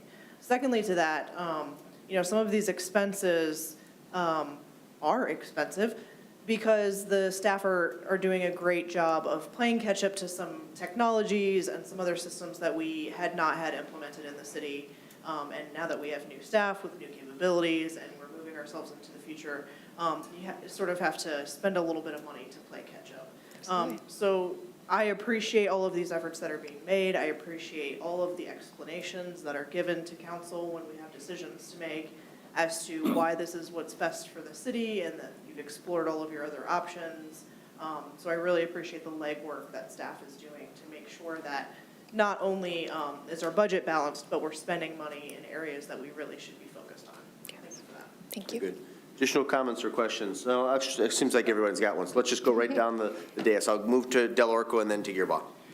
Yeah, just to echo some of the comments from my colleague, Councilmember Rice, I feel like some of the increases in costs and falling below our 15% unassigned fund balance is due to the fact that staff and management have been moving the city in the direction of a proactive approach to problem solving as opposed to a reactive one, and that clearly takes more planning and more expenses, but in the long run, we're going to be able to catch up and stay ahead of things. So there were a lot of difficult decisions that needed to be made in putting together this budget, but I think it takes a zoomed-out view, more of a forest than from the trees, in terms of how can we get the city ahead long-term. Very good. Thank you. Mr. Gearbaugh. Again, as my colleagues will all mention tonight, that, we worked hard on this budget and appreciate all of your approach in actually providing us with new sources of revenue from the investment, of changing our investment plan and all that to significantly increase what we have been losing in terms of income and such. Again, my only concerns that I mentioned, a number of these items that we have proposed in this budget must happen, and I kind of would like to have an understanding of when our commitment dates are to evaluate those, to make sure when do we have to commit to those things so that our budget still falls into a line within the next 6 months. I am concerned about the rec center. I continue to say that. I believe that even though that some of these cuts that we're making today, they are not one-time cuts. They're supporting other operations to continue, which we have to look at seriously, figuring out a way to pay for some of those, especially the rec center. I just believe that, and I am probably going to have individuals that disagree with me, but when I look at the number of residents that participate in it, this community is significantly supporting an operation that supports outside residents, not as much as the community itself. And that needs to be addressed sooner than later. And then lastly, one of our things, as Councilmember DeLorco mentioned, is that we've now tried to right-size our staffing to meet the demands of this size of a city and the expectations of this community. I believe a number of the things that we're doing, from dispatch to some of those operational changes, will not only make us a more efficient city, but relieve us from a number of risks and liabilities that we know that this community will face if we don't make some legitimate changes in how we run this business. So whatever has happened in this last year and the last 2 years, Councilmember O'Toole City Manager O'Toole, she's like one of us, has significantly helped us move and achieve that, from not only the operations that we see in the wastewater treatment plant. There are a number of hits, and I want to make one last statement that our operating millage has not gone up again this year. We have increased the fire assessment, but that was agreed upon by this community over 30 years ago to be implemented at some point in time. And we know now that that, too, is a significant cost to this community and needs to be resolved. And then that's going to be another major change. So even though people are concerned about taxes, we have a significant issue that's going to be coming aboard in terms of financing just our police, but also our fire and first responders. So whatever we're doing here needs to take into account all the issues that are consideration that are happening with the schools, increases in taxes and all this, but I think you've helped us, and Colleen has helped us address the problems that we're dealing with right now. I don't know what's going to happen in the next couple of years, but at least for right now, this is a good approach. Thank you. City Manager O'Toole, to Mr. Gearbaugh's questions. In the spirit of full disclosure to our constituents, the residents and business owners of the community, when do you expect council to reconsider consolidation of dispatch into Metro, as well as implementation or review of a paid parking plan? So I would expect the paid parking program is something I think we're targeting either the second meeting in July or the first meeting in August for extensive consideration. Unfortunately, I don't have much more of an update. We're really kind of beholden to the county's timeline in terms of when we can get a contract turned around from them. We are having recurring meetings on what that scope of services looks like. And for their process, that's kind of the next steps to making sure that the contract is developed in a way that's, I guess, mutually acceptable to both sides. Is it realistic to assume that there's better than a 50-50 chance that a proposal would be entertained at one of our June or July meetings? I would hope by our July meeting, but again, everything that's being communicated to us is that they still expect to meet that Q1 deadline from implementation. So the delay in a final contract is not necessarily a delay in the overall timeline. Gotcha. Very good. Councilmember Dillon, I don't know if you had any questions or comments for the budget, regarding the budget? Thank you. First, I want to say congratulations on doing your first budget with us, and the process was different and in a good way. I think it was an easier process to understand. I just have a couple of things, and I want to just sort of tag along to, I think, what Mr. Gearboss said, which is that we have in this budget several financial assumptions that we need to, specifically the dispatch issue, the paid parking issue and such, that we need to monitor very closely because we're making some very firm financial assumptions. And if those don't come to fruition in the avenue in which we're thinking, we're going to need to make sure that we're amending our budget accordingly. And so we just need to be very mindful of that, of how that's going to work. The one thing that I didn't see in here, and I apologize, is when it says land sales, it shows a 0. Do we not show for Monroe Street at this point? Correct. We took the conservative approach to not include it. Generally accepted practice is with land sales, especially to wait until the sale is closed to adjust the budget. And that's our standard practice, has been for nearly a decade. So what I'm saying is that's an opportunity for some funding at some point also that could backfill should these other issues either exceed or fall short. Very cool. Thank you very much. Mr. Seal, any comments or questions regarding the proposed budget? Yes, Your Honor, thank you. First of all, I want to say thank you to you, to the city manager, to the entire city staff, and to our partners like Saline Main Street, who've shared in some of the difficulty that we've faced this year in cutting our budget and trying to allocate the money as best we can to where it appears to be most crucially needed. So thank all of you for working together with us and for the staff, because I know, having gone through the budget process a number of times myself, what all the work is involved. So thank you. Very good. And Mr. Kamir Sulak. Yes. This has been a very different year than years past. From a deep dive into the financials and having to look at decisions that we haven't had to really think about in a while.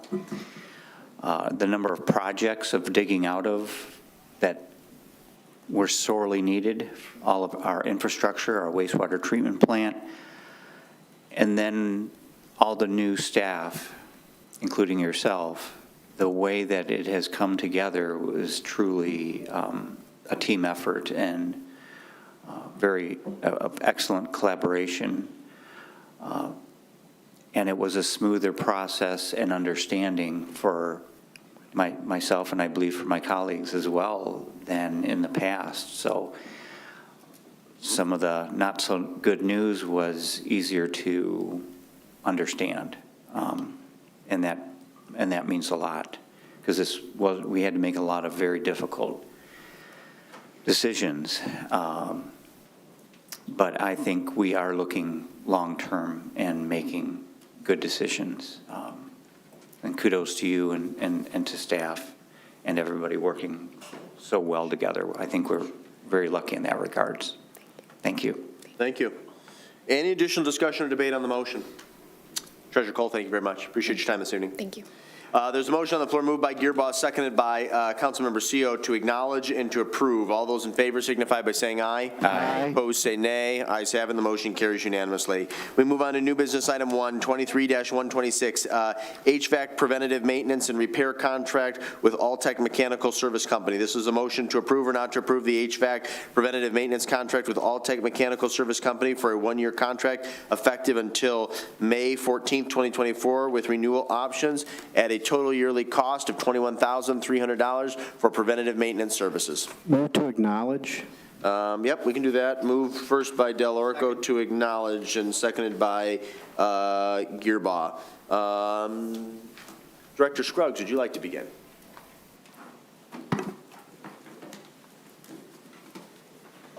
I guess if you have questions, I'm here to answer those. And just for clarification, this is a little bit of a cost savings because this is not a guaranteed preventative maintenance program that we've had over the past probably 8 or 10 years. None of the contract or the vendors that we sent the bid packet out to chose to do the guaranteed program. So this is preventative maintenance. This is changing filters and belts and checking things quarterly. They have our list of all of our motors that need to be serviced, et cetera. If anything breaks or whatnot, then we do have to pay for that out of pocket. Mr. Del Orco, as the mover of the motion to acknowledge, did you have questions or concerns you'd like addressed at this time? The main thing I want to try to understand is, was there a potential cost savings to using the same mechanical provider for City Hall and the rec center instead of separating them out into two different vendors, suppliers? No, there was not. We accepted bids, and the way that we formatted the bids was by facility, and we selected 2 service providers that had more favorable terms for the respective buildings that we chose. So the City Hall has more guaranteed aspects to the service they're providing? No, it's a pretty similar service. It's just less costly than Alltech was offering for the City Hall. Okay, that was really my source of confusion around using 2 different vendors for these. Yeah, I would also say, I think there was some level of comfort at the rec center with specifically the Dectron unit. They have, City Hall is much more straightforward. Yeah, it's complicated, okay. Yeah, we haven't split bids in a very long time, but in this sense, the bids were very off, between City Yeah. Hall, all of them, and so that was the lower bid for City Hall, and ours was the lowest bid from Alltech. Given that it's so much cheaper than what we were having in place for the previous contract, what are we losing as far as opting for this vendor over the last one? Anything that needs repair, not preventative. That was guaranteed in the previous It was contract. guaranteed in the previous contract. So do you think that could potentially escalate to beyond the $20,000 or $17,000 savings that we're getting? Potentially. Okay. All right, thank you. Additional questions, Mr. Gearbaugh? Could you clarify, though, on the performance of the last vendor and whether or not they actually, was it a cost benefit of us to have those contracts and they were making sure that items were repaired, or did we struggle with getting them to? They did bid on both, or the contracts. They did offer a guaranteed, but not the Dectron. So they took the Dectron off of a guaranteed because of the age of it. And really, that's what we needed. Oh. We needed a guarantee for that Dectron for it to be cost effective. And they will not do that. No, it sounds like no vendor will. No, not many of the vendors. I mean, the large ones like Siemens and Campbell Inc., those are very large, kind of nationwide companies.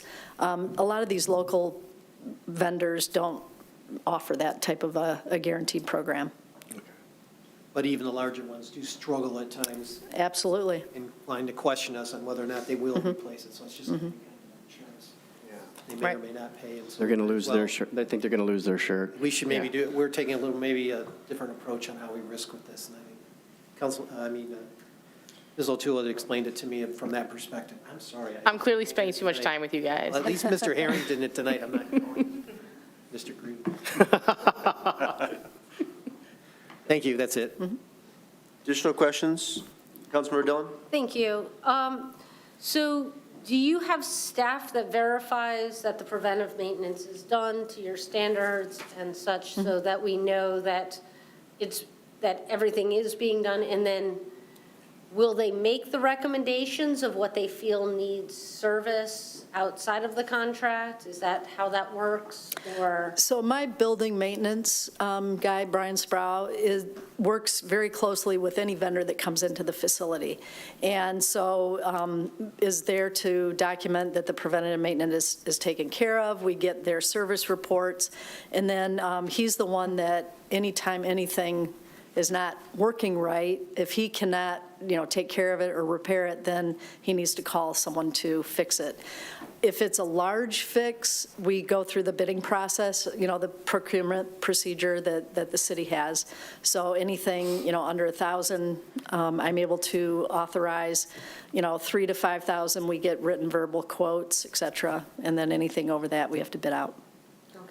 I just want to make sure that we're getting our cost value for what's being done.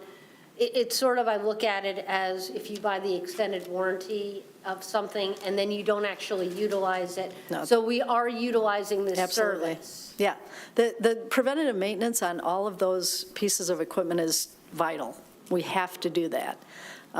Like, for example, this time of year, cleaning out all the filters of all that cottonwood that gets in there. If we don't, it breaks down. So it's very, very important, and Brian is on top of everything to make sure it's done properly. Fantastic, thank you. Any additional questions for Director Scruggs? Councilmember Seal. Just as a side comment, we've used Alltech and Jack Winchester before. Jack Winchester is a very, very credible man, does good work. Yeah. He's done a lot of work at the rec center over the years as well, very reliable. If there's nothing further, there is a motion on the floor simply to acknowledge receipt. All those in favor signify by saying aye. Aye. Opposed, say nay. Ayes have it, the motion carries unanimously. Is there a motion now to approve or not to approve? Move to approve. Move to approve by Seal. Was that seconded by Rice? Yes. Thank you. Is there any additional discussion on the motion? Appears to be none. All those in favor signify by saying aye. Aye. Opposed, say nay. Ayes have it, the motion carries unanimously. We move on to new business item 2, 23-127, HVAC preventative maintenance and repair contract with LJ Rolls Mechanical. This will be a motion to acknowledge receipt of the memo from City Manager O'Toole and to approve or not to approve the HVAC preventative maintenance contract with LJ Rolls Mechanical for 1-year contract effective until May 15th, 2024, with renewal options at a cost of $10,650 for City Hall. Move to acknowledge and approve. Moved by Gearbaugh to acknowledge and to approve. Is there a second? Second. Seconded by Kamara Sulak. City Manager O'Toole, do you care to make a brief comment? Pretty similar to what we just discussed. This is an opportunity to move the City Hall facilities to its own preventative maintenance program at a nominal cost savings, provided, we're on top of any repairs that may arise. Very good. Are there questions for the City Manager? Mayor Pro Tem Dillon? Thank you. So is this one an $18,000 saving? Yes. Fantastic. Any additional questions? Any debate, discussion on the motion? We have a motion on the floor then, moved by Gearbaugh, seconded by Kamara Sulak, to acknowledge and to approve. All those in favor say aye. Aye. Opposed, say nay. Ayes have it, the motion carries unanimously. We move on to new business item 3, 23-128, FY24 Main Street contract. This will be a motion to acknowledge receipt of the memo from City Manager O'Toole and to approve or not to approve the FY24 agreement with Saline Main Street in an amount not to exceed $35,000. Move to acknowledge and approve. Moved by Gearbaugh to acknowledge and approve. Mr. Seal, are you inclined to second that? I will. Very good. City Manager O'Toole, would you care to make a brief comment? So this is pretty similar in form to the contract that we have normally executed with Saline Main Street, the exception being the changes that we've already discussed to the overall contribution level, the manner in which we make contributions, moving to a monthly recurring payment as opposed to larger lump sum up front, and then some additional language that was just recommended for audit purposes regarding how funds are allocated for the purposes of the contract. Very good. Councilmember Rice, Councilmember Gearbaugh as liaisons to the Council Main Street Working Group. Is there anything you'd like to add at this time? I'll just reiterate my statements from earlier that I think that there's going to be a great work relationship between Saline Main Street and the city going forward, and hopefully we can fill in some of these gaps through other opportunities and be able to continue to provide the same services that the community members expect within the city of Saline. So I thank Saline Main Street for cooperating with us this year, and I continue to look forward to working together to go forward. Very good. Mr. Gearbaugh? I think this has an understanding of that, we had looked and revised funding for not only the events and responsibility for that, but also for this. As you remember, when we approved that additional increase of 21,000, it was in response to pandemic recovery, and unfortunately, we had to basically pull it back 1 year early. But I think at this point, I think it's a realization of what we're having to face, so I believe this is the best forward. Jill, Mary, anything you'd like to add? Thank you. Very good. Are there questions or comments for either our guests from Saline Main Street, the city manager, council members Gearbaugh or Rice? Easy enough. Is there any discussion on the motion? I would just say that I will enthusiastically support the motion. I do appreciate the cooperation and support and understanding we receive from Saline Main Street. And unless there's objection from the dais, I'd like to empower the city manager to continue to use that core group, the 4 individuals from Saline Main Street, yourself, council members Gearbaugh and Rice. If there are issues that come up in the future that require negotiation, discussion, a more protracted dialogue with the leadership of Saline Main Street, I would encourage you to convene that group and to report back to us when appropriate. If there's nothing further, we do have a motion on the floor moved by Gearbaugh, seconded by CO to acknowledge and to approve. All those in favor say aye. Aye. Opposed say nay. Ayes have it. The motion carries unanimously. Thank you again. Good evening. We come now to new business item 4, resolution 23-129. This is for 6971 North Maple Road annexation. This will be a motion to acknowledge receipt of the memo from City Manager O'Toole and to adopt or not to adopt resolution number 23-129. Move to acknowledge and adopt. Moved by CO to acknowledge and to adopt. Is there a second? Second. Seconded by Delorco. City Manager O'Toole, can you give a brief overview on this? Talk a little bit about the process moving forward, primarily for the public's benefit. And then while we don't have a site plan or formal material presented to us yet, can you talk a little bit about what has been at least verbally acknowledged as the future use for this parcel? Absolutely. So this is the parcel, this is the island parcel on Maple Road that is directly across from the UAW Hall. Currently, it is a single-family home. The proposed use would be similar to its surrounding uses, which is a light industrial. So it's a property maintenance group that would be using it as a maintenance hub, likely demolishing the house and building a small structure there. I actually looked it up today. It looks like it's only about 1.5 acres in total, so it's a pretty tiny site. This particular parcel is subject to the 425 agreement that also covered Lair Farms. It's an automatic annexation. So essentially, by adopting the resolution to acknowledge receipt of the request from the landowner and requesting the city clerk to file the appropriate paperwork, the city has done its part to move that process forward. And within, I believe, 30 days of us doing that and filing the appropriate paperwork, the transfer is effective. So we've let the property owner know that that's the process, and we expect them to start working through now our regular planning commission approvals. Very good. I think this is a good development, and I would also note that in the past, 12 months, but certainly in the past 6, significant progress has been made on resolving these deficiencies, the islands that exist throughout the community, not only with this site at 6971 North Maple Road, but also 2 additional sites off of Ann Arbor Street that are currently part of Lodi Township. So it's exciting to see progress in this direction, and I will enthusiastically be supporting the motion to adopt resolution number 23-129 and eagerly await submittal to the Planning Commission for site plan review. I do want to add one point of clarification, because I just got something from the city attorney on this tonight, to add, specifically to add in the motion that we acknowledge receipt of the annexation request from the landowner.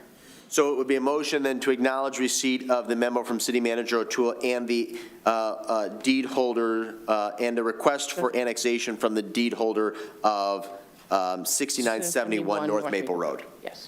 Mr., again, this deviates from formal Roberts rules. Actually, I'm starting with CO, not Gearbaugh. Would you be willing to offer a modified motion, the modified motion similar to the verbiage I just expressed? Certainly, Your Honor. Okay, and Mr. Delorco, would you second that? I will. Okay, is everyone clear on the modification?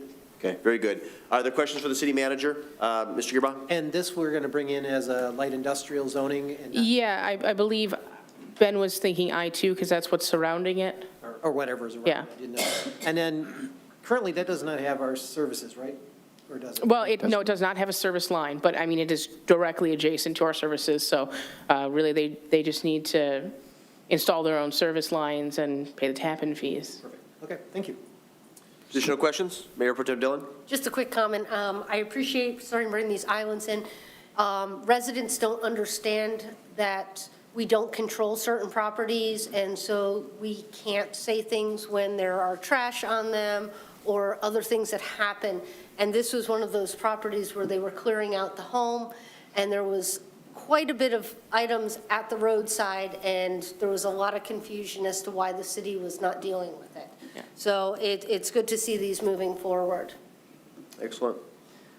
Additional questions or any discussion on the motion? It's been properly moved by CO, seconded by Del Orco to acknowledge and to adopt. All those in favor say aye. Aye. Opposed say nay. Ayes have it, and the motion carries unanimously. We come to the discussion portion of tonight's agenda. First up is commission, committee, and task force reports from council members. Again, I'll start to my left and end to my right. Councilmember Rice, any commission, committee, or task force reports? No, I meet with both of my commissions this week. Very good. Mr. Del Orco. Same. Councilmember Gearbaugh. Planning was canceled.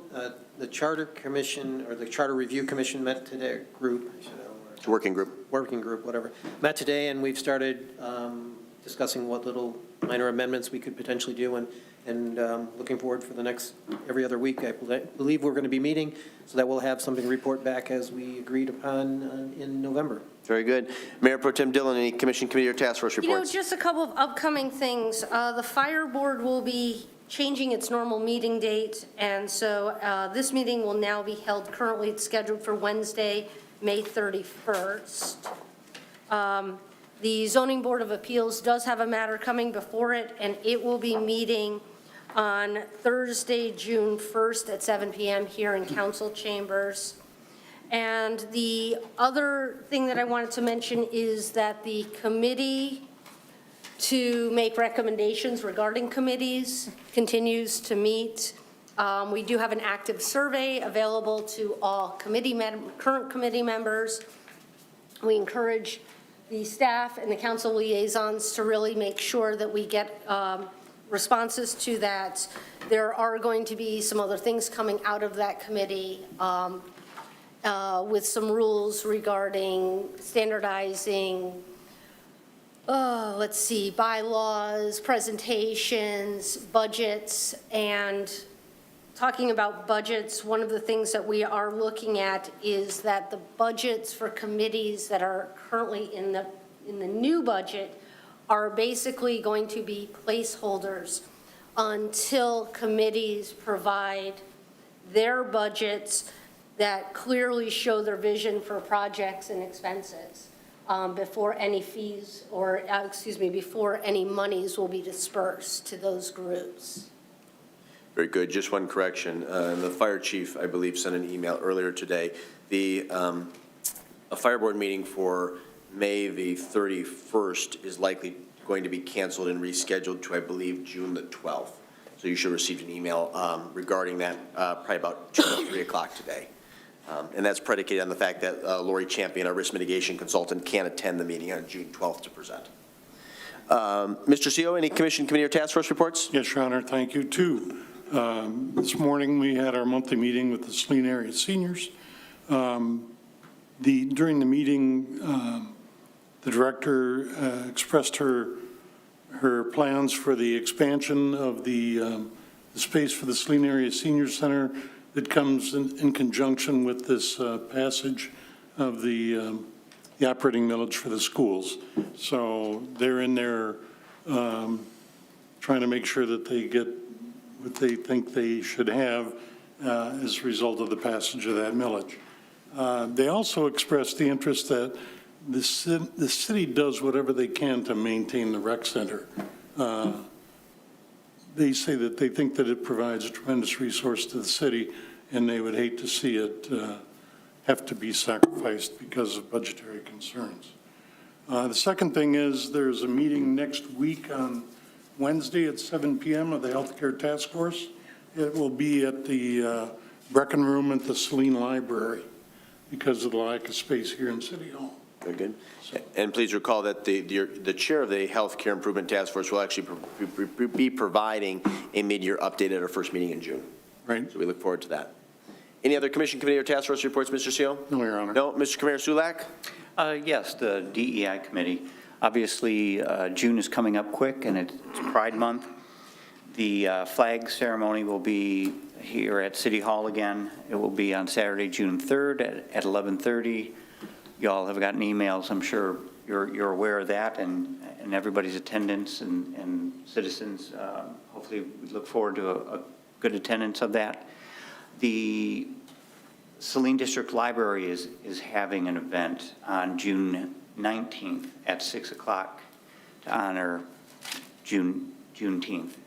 And there'll be all ages events, so you can bring kids. There'll be, art, history, and other activities.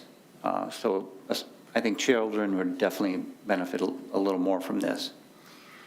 And then the DEI's Pride Picnic is on June 24th from 1 to 3, again at Teft Park.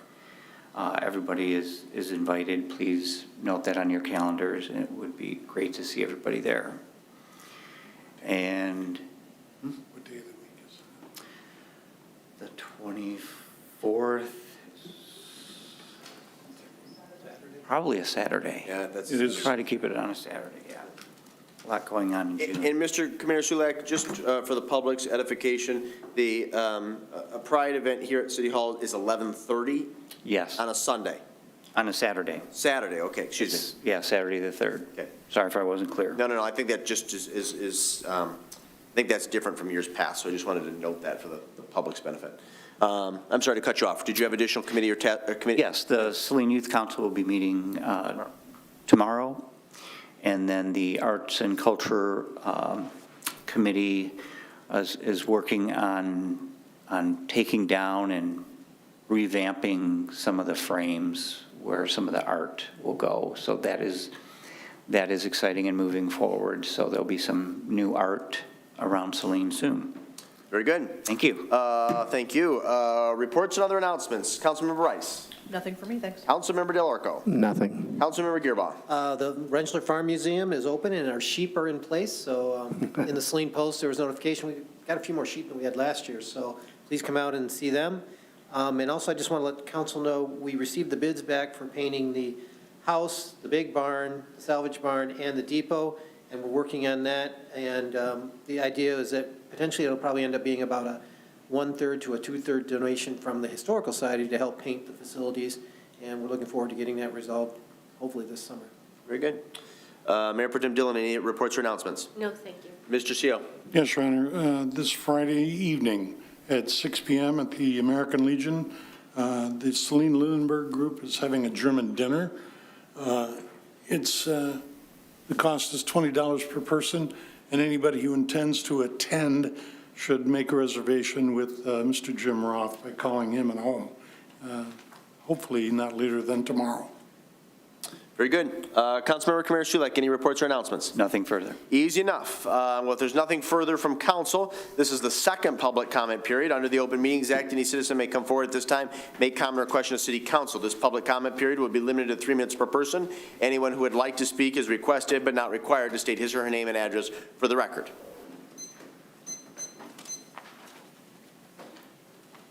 Mary Hess, and I have two issues. The police dispatch, I noticed it was talked about, but is that all over with? Has the council went ahead? Because it's a hot subject with the public. I think this has come up twice before. In fact, it was elected for the vote of the people at one time. And so I was wondering what the statute, what the present issue is with the police dispatch. And also the islands, as far as what is the timetable for the city to go to the Boundary Commission after these other small properties that you have in question, at what time, is it a year? Is it a year and a half? Because that's a lot of money, the islands. When you have 3 that are going to be purchased and request to come in, opposed to probably 12 that are islands, and you take their taxes, they are a little higher. And I was wondering, and people are wondering, what the timetable might be for the islands also. Thank you. Any additional citizen comments before I yield the floor? In response to the statements, no, a contract to consolidate police dispatch into Metro has not been voted upon, has not been voted on yet. That was the question that Mr. Gearbaugh and I asked of the city manager. It's our assumption that that will be done sometime during June or July, possibly later, but hopefully it will be up for consideration, debate in the next 2 months. That is a decision for council to make, not the electorate. And then as it relates to the islands, we took action on one tonight, which will be processed in the next 30 days, if I recall correctly. Is that what you stated, City Manager O'Toole? Mm-hmm. The second island, we have a conceptual agreement from Lodi Township to bring it into the city of Saline via a cooperative agreement. It will take some time to develop the framework of said agreement, but I hope that's something council can consider in the next couple months. And then the third parcel went directly to the State Boundary Commission. So they will be on the agenda of the State Boundary Commission, I would assume, sometime during the summer months of 2024. Changman. If you'd like 3 minutes, they are yours. Good evening. I want to thank everybody of the council and also the school board of Saline area schools. And you guys did a great job. You're a great leader, and that's why motivated me to come over to have several things to share with you. First, I fully support Mr. Mayor last time initiate this topic of the joint meeting between the city council and as board. And this is something really important. I really like contributing more, what I can do, and also want to know more as local entrepreneur, citizen, and residents. What I can say and what I cannot say if I want to speak up, several things. Besides, the world changed so fast, and also a lot of things we need to change the gear in a way which is local public institution and local entrepreneurs have to form together holistically. Otherwise, no matter how hard you work, how much success you work, they're going to have something change unexpectedly, mostly is unhappy ending. First, which is the open AI. I don't know how much you know. I participated in a meeting, and I found out amazingly people are ignorant, and amazingly just how the parents do not know, and the school haven't prepared anything yet. We're dominated by these big companies and big tech. But local government, local people have a lot of things we have to fight against these big company dominate our life. Another thing is about the global. We are talking locally, we're very successful. Saline city and the council board is a good example. But globally, the world, every day has something happening. And we have to do something, change the gear, or we call it paradigm shift. I don't know how many seconds do I have left? 25. 25 seconds, thank you. Well, I do think that Saline has this city, have so many years, wonderful legacies we inherited. New thing you created, it's not gonna match what happened outside the world and within our country. Something have to be changed, but I don't see the major changes. You guys follow the rule, great, but that's not enough. Thank you. Thank you. Any additional citizen comments? Clerk Royal, did we receive, oh, I'm sorry, please. Hi. My name's Aaliyah Correo Taylor. I'm not going to say my whole thing, I'll say that after, but I do think that the justice in Saline when it comes to minorities needs to be talked about more.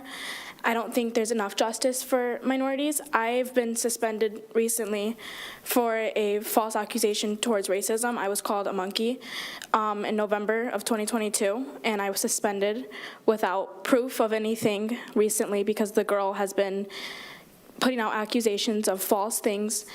And I've went to the school multiple times about racism, and nothing's been done. And that's why I'm here today, is because I have to go above now to get justice, because it's not just me who is struggling from racism and feeling misplaced inside of Saline area schools. It is all minorities. I've gotten very many statements from different students who attend Saline area schools who deal with being uncomfortable, racist comments, and et cetera, being at Saline's area schools. And I would just like more to be done. I would like everybody to have equality at Saline when it comes to racism. I feel like everybody is equal, no matter the color of your skin, no matter how different you are, what language you speak, what religion you're from. Everybody should be treated equally. And I don't think it happens in Saline area schools, and every time it comes up, it's pushed under the rug. And I don't think it's right, and it's not comfortable. I would like to go to school and focus on graduating. I've had a lot going on in my life, and it's really hard to go to school and focus when I have my race being my main focus at school, and the main conversation and the bullying that comes with it, and administration pushes it under the rug. And I've spoken up about it multiple times, and when I did speak up, I was punished at the end. I've been suspended for speaking up, and that's why I've came here today, is to be heard and for something to be done, because it's not easy to go to school every day and be the look and I am the color of everybody else here, and I still deal with it because I am minority. And it's not easy to get your work done and be focused on graduating when you're being watched in the hallways. You're looked at as minority. You're not looked at as a human being. You're looked at as a race. And that's why I came here today. Thank you. Your Honor, Please. is this DEI forum still scheduled for tomorrow? DEI, there was a DEI forum last Tuesday. Last Tuesday. We appreciate you sharing your perspective this evening, and certainly it is true that everybody, regardless of immutable conditions of being, should feel welcome, safe, and protected in the Saline community, not just in the schools. So as I indicated, let's have a conversation after tonight's meeting. We'll involve Mr. Councilmember Kamara Sulak from the DEI committee and get you connected to whomever we need to connect you to get the help that you need. Thank you. Are there any additional citizen comments? I would defer to the city clerk. Did we receive any written comments during or in advance of tonight's meeting in which the individual wanted their remarks read at this time? No, I did want to remind you about the Memorial Day parade. Oh, yes, and I will be sending out some additional details to City Council probably next week. I plan to talk to Tim Driscoll and the Legion. I don't think it will happen by the end of this week, but certainly early next week. But I can confirm that a parade, actually I believe a pancake breakfast at the fire hall, a parade, then a program at Oakwood Cemetery, and a subsequent luncheon at the American Legion Post will occur, and hopefully council will be able to participate. Details are forthcoming. If there's nothing further, please note our upcoming meetings, and the chair would entertain a motion to adjourn this regular meeting at 8:10 p.m. So moved. Moved by Gearbaugh. Is there a second? Second. Seconded by Dillon. All those in favor signify by saying aye. Aye. Opposed, say nay. Ayes have it. Meeting is adjourned.